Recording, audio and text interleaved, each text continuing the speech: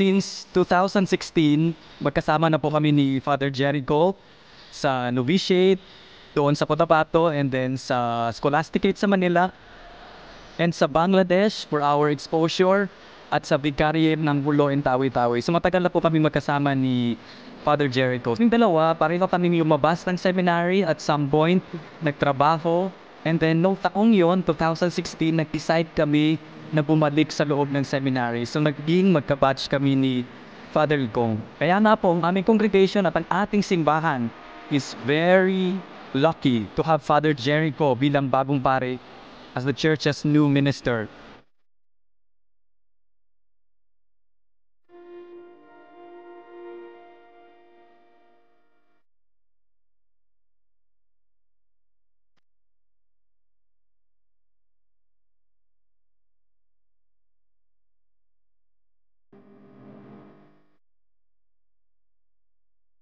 My priesthood is a testimony that God is faithful, that God has a dream for each and every one of us.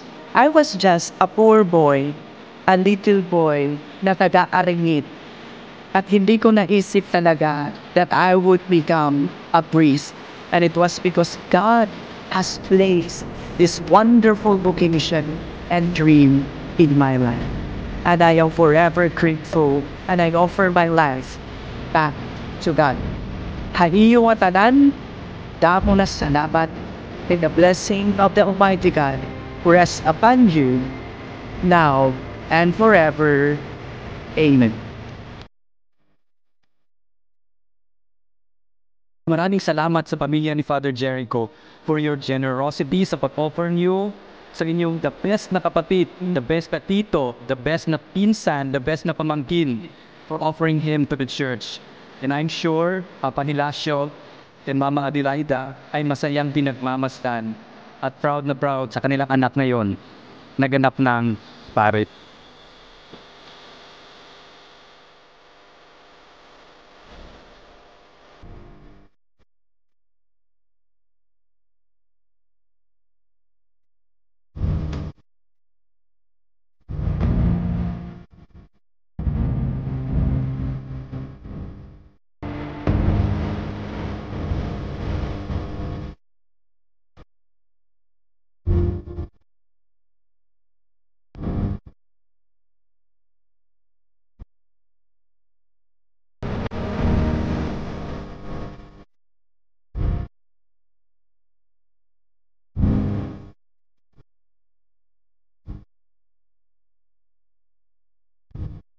At patuloy niyo pong ipagdasal lahat kami ng mga pari na katulad ng ala-ala ni Jesus sa Ebanghelyo, nawa kaming lahat ay maging totoong mapagkatiwalaang katiwala ng ating Panginoon sa maliit man o malaking bagay. Ang buhay po namin, ang buhay pagpapari, ay isang napakalaking responsibilidad at maraming tao ang umaasa at nagtitiwala sa mga pari. Lalo na po sa amin ng mga misyonero sa pinakamahihirap na lugar dito sa Pilipinas, lalo-lalo na sa Mindanao. People expect the best from us. That is why we always make an effort to be the best that we can be, because God's people deserves the best. And I'm pretty sure hindi po kayo bibigyan ni Father Jericho.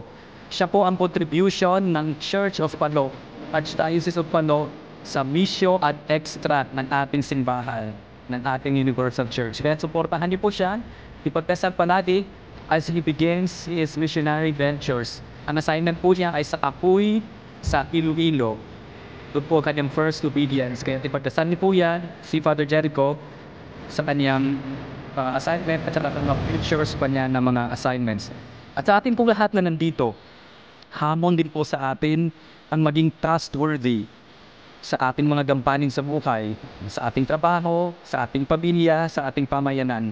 Sapagkat ang totoong tagasunod ni Kristo, ang tunay na tagasunod ni Kristo, ay mga mapagkakatiwalaang tunay sa maliit man o sa malaking bagay.